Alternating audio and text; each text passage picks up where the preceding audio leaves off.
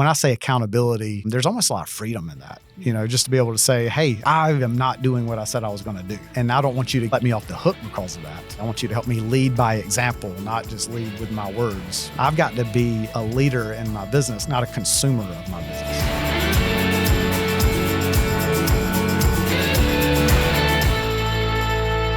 Today, we'll hear from Ed Edwards, who started Circuit Board Medics in his garage in 2010. Originally, he was the guy fixing the boards, but today he leads a team of over 100 people who make appliance and automotive components better than new. We're going to talk about the journey of the company, but more importantly, the journey of Ed as he realized that the business was going to scale and grow, but he had to change as well. We'll talk about the role of accountability, the weight of leadership, and how his faith kept him grounded all along the way. So Ed, welcome to the show. It's good to be here. It's great to be here. So Ed, take us back to that first repair. When did you decide that fixing circuit boards in your garage was something that you wanted to do? It kind of decided for me. So, starting Circuit Board Medics was not, it didn't start with a business plan. It didn't start with this idea to turn it into a business. I had a broken washing machine. And to save a lot of details, I fixed my own washing machine by repairing the control board, which was definitely an unorthodox repair. Most people would swap the control board out. I could give plenty of details. We could consume the entire hour with how we got there. But I fixed my washing machine. I realized that other people could use the same service. I took a lot of pride in the fact that when I repaired that control board, I truly thought that it would never fail again. And it hasn't. We're 16 years later. That machine's slightly been retired, but it lived long past its original useful life. And I wanted to offer that to other people. So I started an eBay service for that control board repair. Charged people $79. They could send it to me. I guaranteed that I would run a cycle of laundry with their control board. So I was constantly interrupting the cycle of laundry when we had two small children, one a newborn. So I had a 2-year-old and a newborn at home. And it was just something where I began to really, really become enthralled with the customer experience, like how I could overwhelm people with something that saved them a lot of money, gave them a better product. And the feedback was something that kind of gave me a pretty good rush when customers were super happy. Yeah. So when you were soldering those first couple boards, and by the way, did you name the washing machine, the first one? I did. You did? Oh, okay. Yeah. So when you were doing that, did you have any inkling of like, this could be something, this could be a company, or was it just, we'll just do the next one and see what happens? Was there any vision of what it could become at the beginning?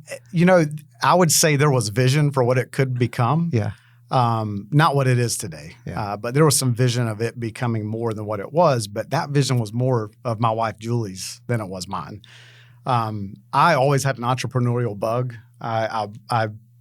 She and I had actually flipped a couple homes. We had done some things on the here and there. I love doing things, seizing opportunities and making things more valuable. She continued to say, you love doing this. Like, why don't you put more effort into growing it? You love it. It brings you a lot of joy, everything about this.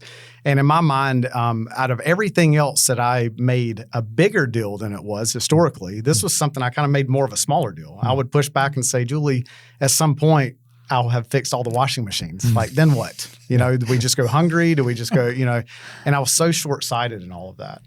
But I think, she, as an incredibly supportive wife, just saw more of what it did for me. I had an incredibly good job. I was miles ahead of most, late 20-somethings in the career world. And I was very focused on that and short-sighted to what Circuit Board Medics could be. Wow. Yeah. All right. So it's growing. You're excited. You decide that you need to make your first hire. And there's a big shift when you hire that first person. You're just responsible for satisfying your customers, which is the rush you mentioned, but you're responsible for somebody's mortgage or car payment. What do you remember about the weight of that first hire? I mean, I still feel it in a lot of ways. It's we're on year 16 right now. And I still feel that in a lot of ways. That happened really quickly. It happened fairly quickly. If we go through and look at a timeline, I had been doing this as kind of a little side hustle for a year and a half or so. We really incorporated in 2010, set some goals, decided in July of 2010 that we would set goals. If I hit those goals, then we would have determined that it was a viable business and I could walk away from my job. Again, 2 small children at home. I mean, like very, very, risky, right? A lot of weight.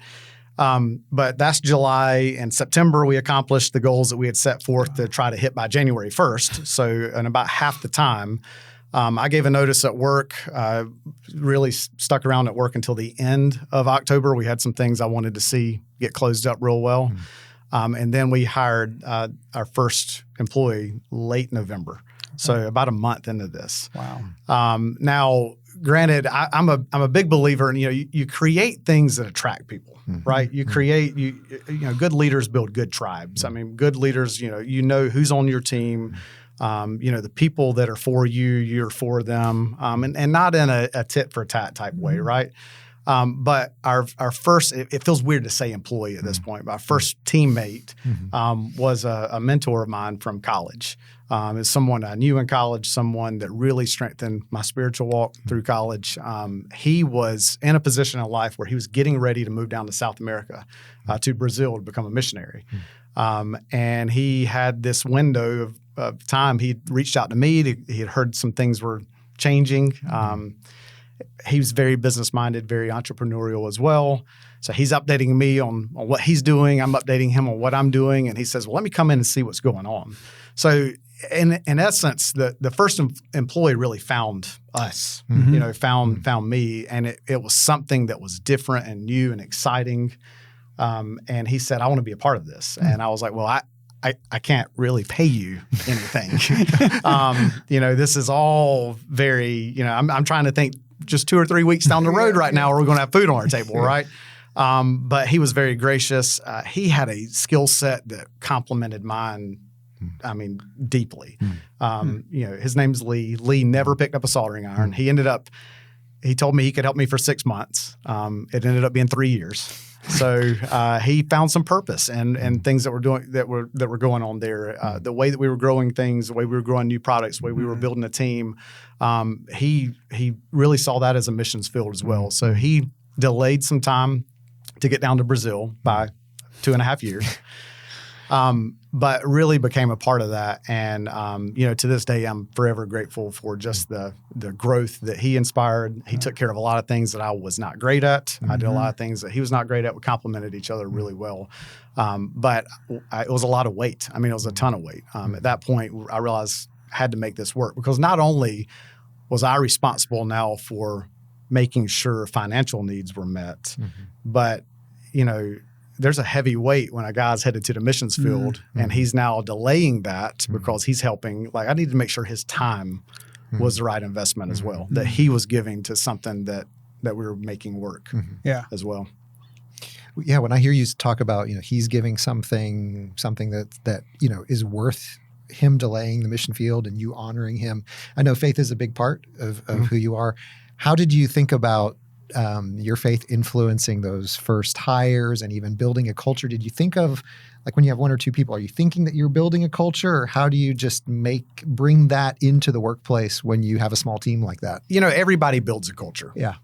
I've talked to a lot of other business owners, and anytime I have a presence on a stage or a platform, a lot of times it comes back to core values and culture and the mission that we have around building that. And I have people all the time. People that have businesses 100 times the size of ours will say things like, well, we don't really have a culture, or we don't have a strong culture. And I'm like, oh, you do. You do have a culture. Every family has a culture. Every household has a culture. So I would say I didn't really think a lot about it. I wasn't as intentional. I say that on one hand. On the other, I can remember Lee and I when it was literally just the 2 of us sitting down and writing out core values for circuit board medics. And those core values were very long and very, each of them were at least a full sentence. Now we've reduced those to at least 9 words, which I'm trying to get down to 3 words. But I didn't feel like I was intentional with that. But looking back, I probably was a lot more intentional because it bleeds out. Whoever you are is going to bleed out. Yeah. You know, you either have a culture of, whatever style your leadership is. Yeah. So. Yeah. And I've heard you say many, many, many times, culture is what you walk past.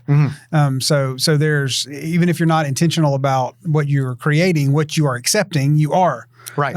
You're making a conscious decision on a regular basis. Yeah. I mean, the very first technician we ever hired, it was so hard to let go of the hands-on soldering and fixing and repairing. And we had really at that point 2 flagship products. I mean, the entire business was built on 2 products. So we were trying to make a name for ourselves. One was an automotive product. It was a fuel injection control module for a Power Stroke 6.0. The other was a washing machine control board. We were really trying to make a name for ourselves in those industries. And we came in one night and we had a rule of you cleared your desk after every repair. Every single repair, the desk is cleared. And we came in at I shouldn't say we came in, at the end of a day, which back then was always night. I mean, it really was. Paul, our technician, said, hey, what are these screws from? And he had 2 covers that went inside a FICM, a fuel injection control module, and a whole set of screws. And he goes, I got these screws on my desk, and I don't know where they're from. And, in that moment, you can start kicking and screaming and throwing things. How could you do this, whatever else? But that's really where our core value of ownership, which we didn't even have a word for at that time, that's where our core value of ownership started, showing. Paul was taking ownership he could have easily tossed those in the trash and said, hope we don't see these again.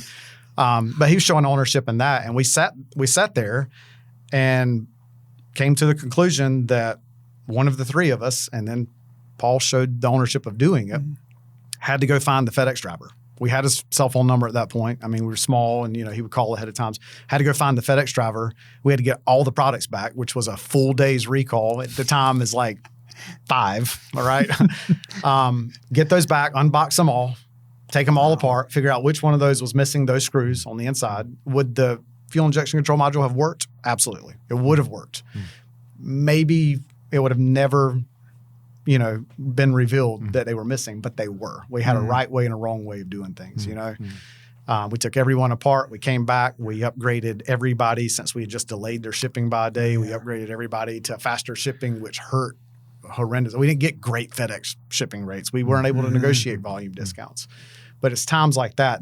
That's when you look back and you're like, that's how we're building culture. That's how we're building culture. Paul comes in the very next day. He's not hanging his head low. He's not he's not ashamed or embarrassed or whatever else, but we've all learned a lesson. And that didn't happen again. That's where you start building that culture around those core values. All right. So your business is growing, you're hiring people, you're clearly being successful in running the business. But things are also changing. Like you just told the story, I hate that it happened, but that's not how we do things around here. Right. When did you first notice that your personal involvement was slowing things down? So I still haven't noticed that I slow things down. I've been told that by a lot of people. But I have not yet noticed that my personal involvement slows things down. I think I'm always helpful. However, that's been the benefit to having good, strong leaders, the 2 of you guys coming in as well, and giving me that feedback. The same way I give feedback, I crave it. I want to get it again. I don't want. I had a mentor. I've had several business mentors along the way. I know who to talk to about financials. I know how to talk to about people and everything else. And Tom Merritt over at Ubi is a great guy that told me, Tom would never remember telling me this, but I probably 12 or 13 years ago once we really started building a team, Tom told me one time at lunch, he said, hey, you're going to be talked about at the dinner table. So it's up to you to determine what's said. You will be talked about though. So you need to think about that throughout the day. You need to think about how you make people feel when they come to work. You need to think about how people feel on a Sunday night when they're getting ready to go to set their alarm for Monday morning. How do they feel about coming in to your house at that point is what it feels like, right? And that's stuck with me to this day, but that's where, you do have to change. You have to get that feedback because I don't want I don't want the teammates' family getting all that feedback, about how I've made them feel not great. I've created an atmosphere, or I didn't protect a good atmosphere for them. I'd rather me get it and be able to do something about it. Yeah.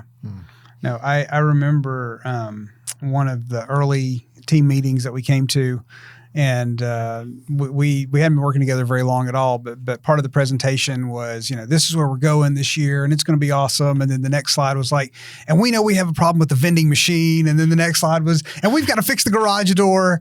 And so my recollection of those first years where we were, involved was seeing you involved in everything, right? Man. Like I'm working on this new product and I'm making sure that vending machine is repaired.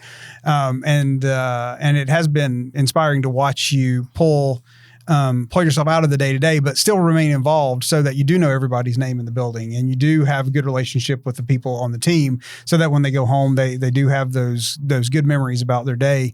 Even if, maybe it wasn't the easiest day, right. At least the people around them were the people that they wanted to be surrounded with. Absolutely. Yeah. So speaking of, you have a lot of expectations of your employees.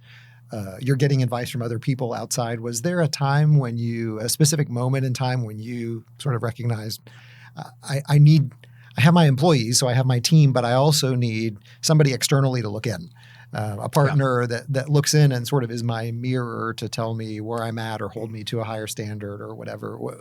When did that moment happen, or what led to that in your mind? I don't think there was any milestone type thing that happened. But, as we continued to grow, and I'm still learning this to this day, that as much as I want to think that I have a complete open door policy and that someone would just say anything to me, that's just not the case, And, there came a point where I really wanted to know, hey, there's a third party. You are seeing things, it's not just one thing I love about Blue Ink, one thing I love about the way that we interact is that it's not this, sometimes it is a therapy session, right? But it's not just this therapist that gets my side of the story all the time. And then they're like, oh my gosh, how could that person do that to you? Or how could you do this? When one thing that you guys have really helped with is the idea of clear is kind, unclear is unkind. I mean, we talk about that constantly. But there's so many times that I'm like, I don't understand why this person's not listening.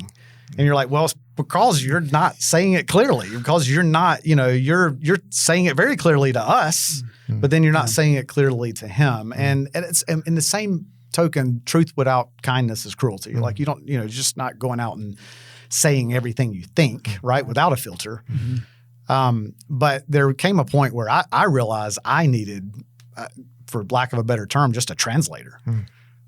Someone that could hear what I'm saying, and then they could hear what the other person heard me say and help me tailor a message to individuals, and then help them also understand some edisms and ed language along the way as well.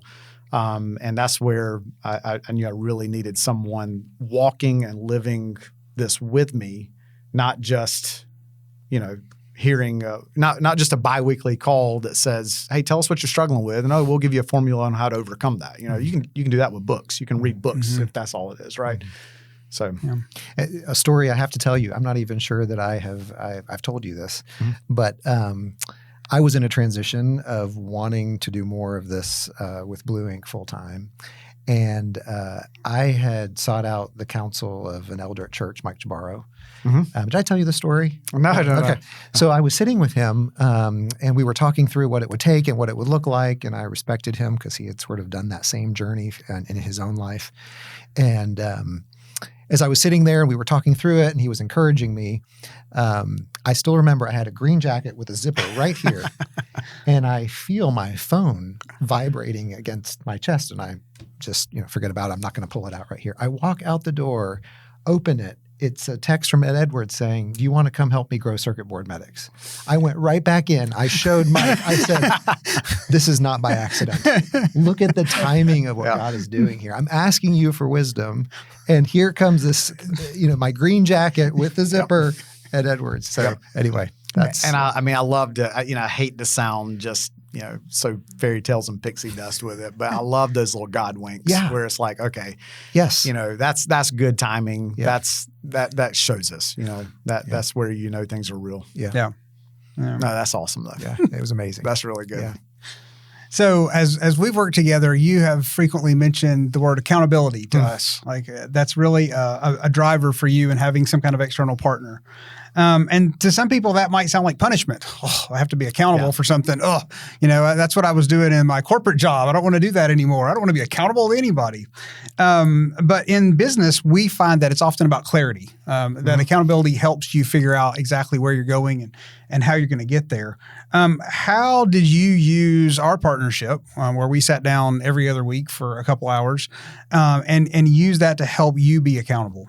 As an example, everyone in the building has a one-on-one, and there are different frequencies depending on what the role is and everything else. But everyone in our company has a one-on-one with whoever reports to them and whoever they report to. And I realized that I was missing any feedback from reporting to someone. And again, it's hard to get really, really, truly kind of unfiltered feedback, right? And it's just really hard. The more and more I would tell people, hey, your time with your manager, your time with your leader, that's good, great time. Like make the most of it. I was just missing that. I didn't have anyone really telling me, hey, I was asking hard questions and I've got great, strong leaders that report to me, but it's just a difference. There's very much a difference in that. I think a lot of times we look at this leader, manager and subordinate, whatever relationship as always like a mentoring relationship, and it's not. Like it's so much in our job, so much in our world, the person performing their role is better at their role than their manager. That's what makes us good at what we do. It's what makes us good at the product. You don't want our leadership team building your turbo actuator, right? And we see things in a way where you are looking at this as a mentor for almost the task or the skill or something else. But they're really mentoring growth, and that can and I don't just wrap that growth around a career or your time at Circuit Board Medics. If you're open to it, I want to ask about how your marriage is doing and how your parenting is going, how life in general is going, right? And I just didn't have someone really, really speaking in to me that way. I mean, in addition to you guys, we have a full-time chaplain now, right? And I was sitting with my son at a restaurant not long ago, and he was kind of frustrated with some of the ways that we were parenting. And I mean, like as we're talking, as my 13-year-old son and I are talking through this and he's sharing his frustrations with me, and walks our chaplain to get a to-go order in the restaurant. And I was like, you see that guy right there? Like I tell him everything. Like when mom and I have a fight that you think that only you and your sisters know about, he knows about it as well. Like I have to have that, or else, I mean, I'd just be walking through life with complete imposter syndrome, over the top. I'd be walking through life, just feeling like a hypocrite nonstop, and nothing's going to crush you faster than to feel that way, of, hey, I'm leading in a way that I'm not following myself. And I think we do. I mean, I parent my children and expect them to act in certain ways, and then they have to tell me later, Dad, you didn't act like that. When I was like, you're right, I didn't. So that's just where a lot of that, when I say accountability, there's almost a lot of freedom in that, just to be able to say, hey, I am not doing what I said I was going to do. I don't want you to let me off the hook because of that. Right. I want you to help me do what I say. I want you to help me lead by example, not just lead with my words. I've got to be a leader in my business, not a consumer of my business. Yeah. One of the things that I've really appreciated about you as long as I've known you is that thirst for we can be better, not only as a business, but you lead that by example with the accountability. Like tell me, give me feedback. And I've always thought, boy, that's how leaders grow, is when they ask for feedback, and you've always been super vulnerable. I know that's also sometimes can be uncomfortable. Like you have to push yourself out of your comfort zone to grow. That's sort of the definition of growth. If we look back like 2019 to now, and sometimes I think we can see things clearer when we look at like, back then to now. What's an area, or what would be the key area where you have had to make yourself uncomfortable to grow? I think just the clarity and communication. Okay. I would say you guys have pushed me on that more than anything, or at least I feel that way. And I know you may feel like it's kind of pushing back sometimes, or pushing, just for lack of a better word. I feel like that's just advice. That's what advice is. Like advice, I'm asking for counsel. I'm asking for advice. I'm asking for things like that. But it's, I really, really work hard to have a drama-free work environment. Like I think that's one thing that we talk about at Circuit Board Medics a lot. Like there's no household or company where it's completely drama-free, but boy, that's what I push for. Like as soon as you have a problem with Johannes, or Johannes has a problem with you, my leadership style is, well, let's just sit down, all three of us. Like, come on in. I don't need to hear your side and your side and then become a judge. I need for us all to sit around and talk about it, right? And there's just been a lot of well, let me back up. I can't have that drama-free environment if I'm going to one of my leaders and talking about one of his peers. I can't have, and what I'm frustrated with. I can't go to someone and talk about someone else on their peer level to say, hey, I really don't feel like this guy's pulling his weight right now. This is frustrating me about him. What do you think? But I can go to you guys and have those conversations. It's not stirring up any peer-to-peer, I'm not creating thoughts in someone else's mind, because just as soon as I talk to someone else in the company about that, now they're going to start to notice, and they're going to start to do, oh yeah, you're right. And now we build on each other, and it creates that competitive environment. There's so many downsides to it, right? But you guys have been a really good sounding board. And sometimes that's all it takes, is just a sounding board. It saves my wife's ears at home from hearing about work all the time. I mean, there's a huge benefit to that. Like I think that since 2019, I balanced home life a lot better because I've got somebody I can talk to outside of work that gets it, that understands, that walks daily with us at work as well. Yeah. So I'm not sure that we've talked about this either. So maybe it's a new story day. But one of the absolute game-changing moments of my professional career was walking into your office for the first time and seeing 1 Peter 2 on the wall. And it's like kind of a 3x3 canvas. I mean, it's not small. Care for the flock that God's entrusted to you. Watch over it willingly, not grudgingly, and not for what you can get out of it, but because you're eager to serve God. Our faith, we often say that we're accountable to God, but I'm interested in how you live out spiritual accountability in your business, because I feel like you've done a really great job of merging your faith and your business at the same time. So really interested to hear how you process that and how you actually do it. Yeah, and that's, for reference, that's 1 Peter 5:2. It's on my refrigerator. Well, not now. The new refrigerator at home, the magnet won't stick to. But prior to that, it was on our refrigerator at home. It was on my wall at work. It is still on my wall in my office. And it's a challenge. Like it's hard. Like that is hard work. Care for the flock God's entrusted to you. Watch over it willingly, not grudgingly. Like, oh my gosh, And even now, we just finished up an expansion at work, and I moved into a new space, and we were just trying to figure out, where does that sign go? It's 3x3, just like you said. Where does it go? And I was like, I got to see it. I got to see it from where I'm sitting in my desk. Like I got to be able to see that constantly. I've looked at it every day for 10 years. I got to see it every day. And I think that's the thing, is that just as soon as, I become, more arrogant than I already am, and think that I got this, it's very different, right? My role at circuit board medics is confusing because I'm the owner, I'm an investor, and I'm a steward. Like those are the three things. Those are the three hats that I feel like. And a lot of times, even in meetings, you've heard me say, all right, I'm being an investor right now. Like I got to challenge some of this, right? Or I'm being owner. As an owner, like I'm more focused on the operations and making things better and things running smoothly and the branding behind things and the environment, the way people feel, all that. That's the owner side thing. The investor is, hey, this thing has to make money.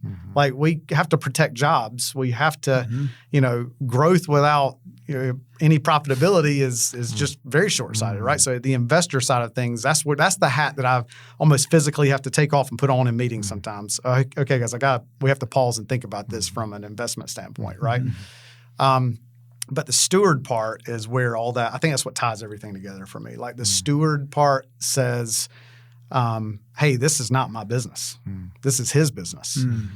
And how am I going to answer the question of what did you do with my business? And that's where that accountability comes on, comes around, is I need some accountability here because one day I'll have to answer for that. I'm confident I'll have to answer for that. How did you steward the resources? How did you lead? What decisions did you make in my business, as in God saying that, right? As his. Yeah. So I think that ties it together. Can you see, I love the story. Just a couple minutes ago, we were talking about Lee joining and Paul. And now, just for context, you have a company with over 100 people. And you talked about those roles, owner, investor, steward.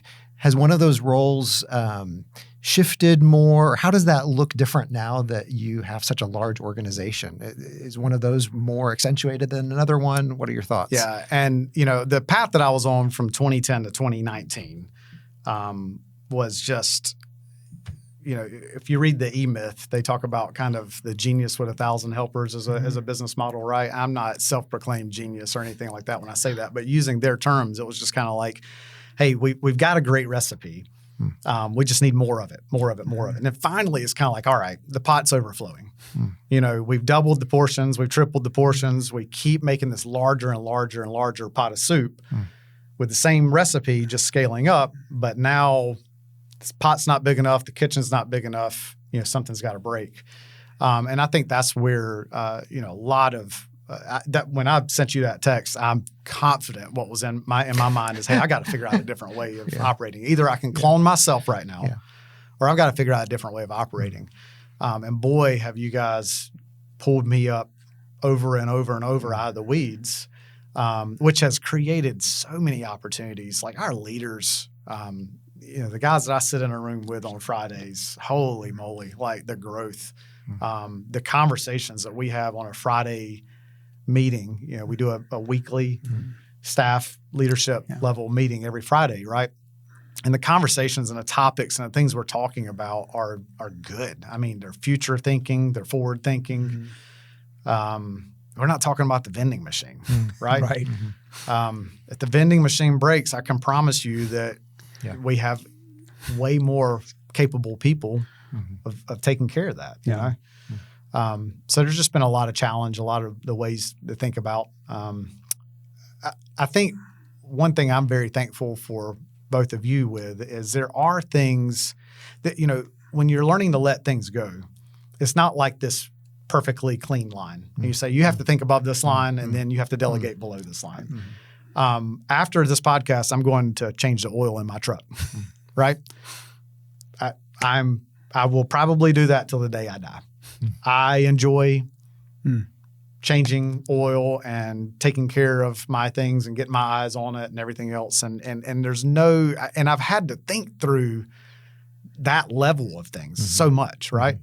Of what do I still hold on to that, I love running a chainsaw. I love doing things, that kind of stuff, right? It's not like your business grows and you become more and more important with the business, and now that's beneath you, and this other thing's beneath you. But you do run out of time. You do, that's the resource that limits all of us, right? You got to kind of pick and choose those things, and why are we still doing those? Some of them have no explanation. I probably could not sit in front of a panel of people right now and explain to them very clearly why I'm going to change the oil in my truck. There's just something inside of me that I want to do that. Yeah. Does that make sense? So, yeah.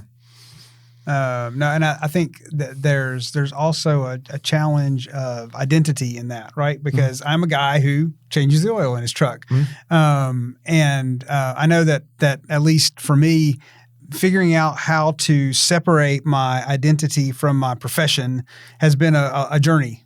Because people say, what do you do, or who are you? A thing that you go to very quickly is this is the profession that I have. And so, obviously, as a Christian, God says that our identity is supposed to be in Him. How has your identity changed at Circuit Board Medics over the past 16 years? Yeah. I think I just feel the weight of, it's the parable of the talents. It's, if you're watching this and that's, I know we can get real churchy in our language, and it can sound just like an employee's first day at any job, right? With all these acronyms or stories that we don't have. But the basic concept is that to whom more is given, right? More is expected. And that's not necessary. That's not only a biblical concept. It's in Spider-Man. That's what I'm saying. Like that's and I have more resources at our disposal now. We can choose to repair several hundred items every day. So what items are we choosing to repair? What parts, what products are we choosing to, what customers are we choosing to serve, right? And there's just a lot more expected. And that's really encouraged me to have to pull back and say, hey, the technician that has an instrument cluster come across his desk really has no say-so on whether or not we are or are not going to repair that cluster. Like there's no, or if that's even a product that we are or are not going to repair and those type of things. So I have had to, zoom up to 60,000 feet and make sure those are the right decisions, that we are serving the right customers. We are servicing the right products. We are doing that type of stuff. We're building the right relationships. We're doing that in the right way.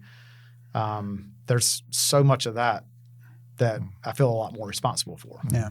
It's interesting to me, even at the beginning when we were talking, you were talking about, fixing the one circuit board and getting so much delight out of that. And I don't think that delight has ever left you.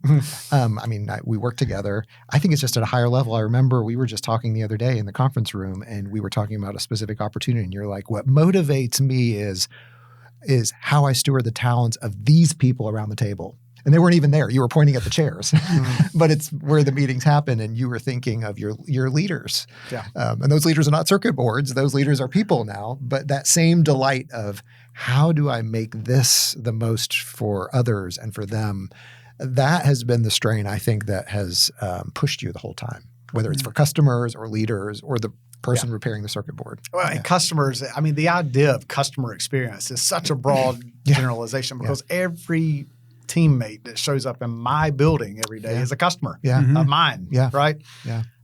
It's just that, delighting the person consuming whatever it is you are creating. So there are employees that consume the environment that we create. There are customers of our products that consume, the experience of that product working when they install it. There's, the way that we speak to them over the phone, the way that we interact with them through email, our response time, all that good stuff, right?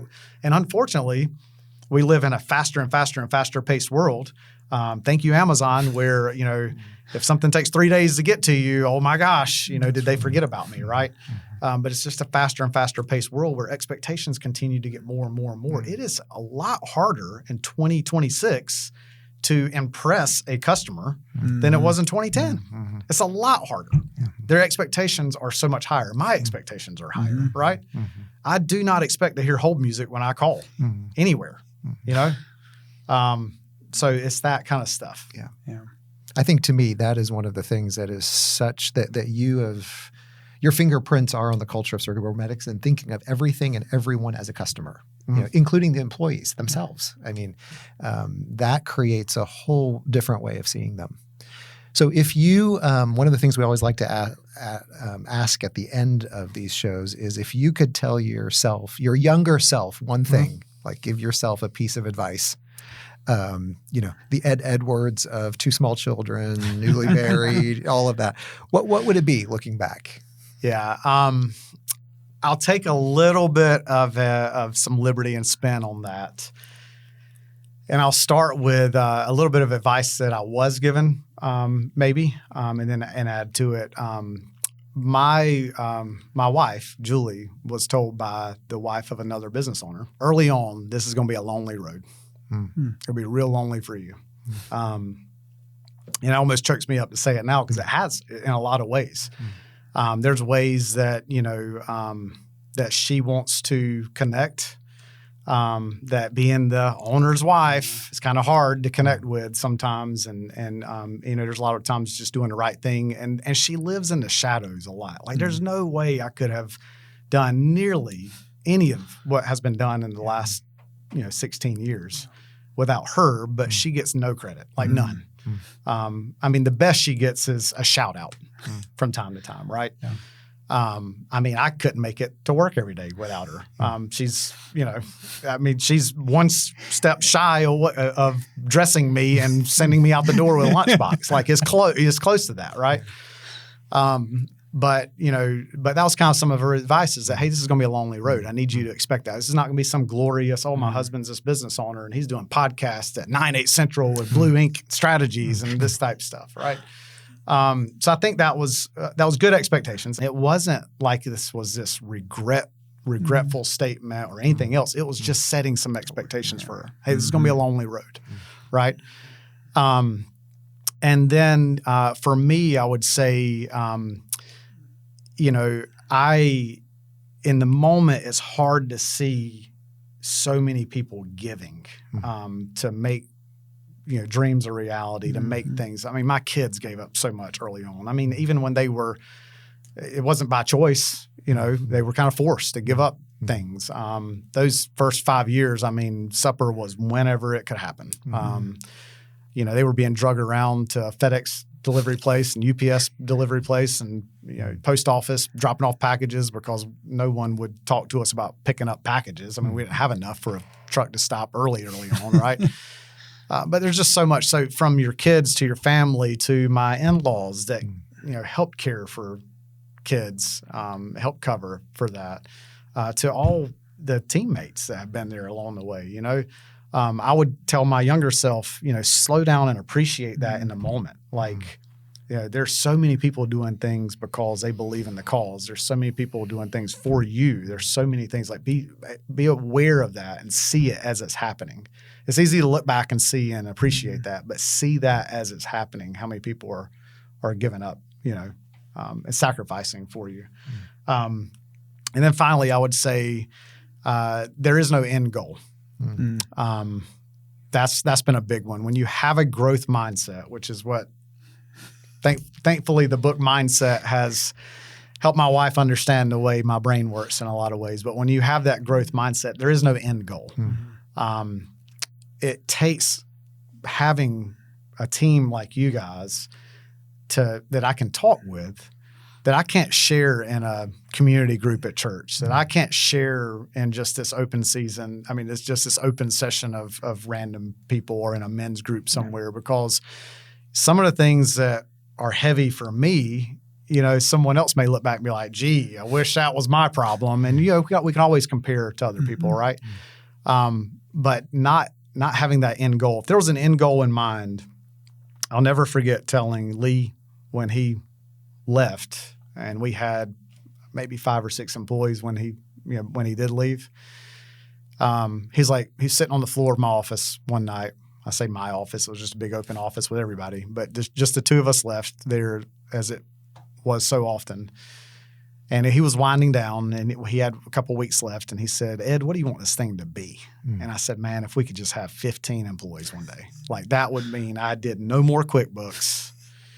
I didn't have to do all this regulatory, no more I-9s. I hope I never see another I-9 again in my life. You know, things like that. I was like, I just want 15 employees, right? Somebody to do accounting, somebody to do regulatory compliance, somebody to do all this other stuff. And if that was the end goal, then what, right? So I have no idea where this thing's going to be 10 years from now, you know? But just don't have an end goal in mind. Do whatever's been put in front of you. I think about more than just tomorrow, right? But not really this end goal. Yeah. Well, thanks for being with us today. We're really grateful for the partnership that we've had and the example that you set for us and for others. It's easy to look at a company with 100 employees like Circuit Board Medics or some other national brand and assume they have it all together. They have it all figured out. I think what you've heard today is that it's not a straight line. It's a squiggly line. It's crooked. There's curves in the road. So the journey from the garage to the boardroom isn't straight. It never is. It's a series of pivots, a lot of prayers, faith, the humility to realize when you need to start over, when you need employees, when you need to take the business to the next level. So if you're listening to this and you're feeling a tension that scaling brings, and the fact that maybe your business has more potential than you're able to build the systems to support, we want you to know two things. One is you're not alone. The weight that you're feeling is a natural part of the scaling journey. And Ed mentioned today several of those times along his journey that wow, this is a lot. I'm not really sure what the next steps are. And so the second thing we like to remind you is you don't have to carry that weight by yourself.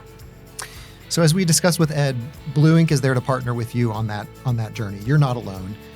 We try to provide the accountability, the structure, the strategic mindset that can allow you to transition from being that person who does everything yourself to having a team and taking things to the next level.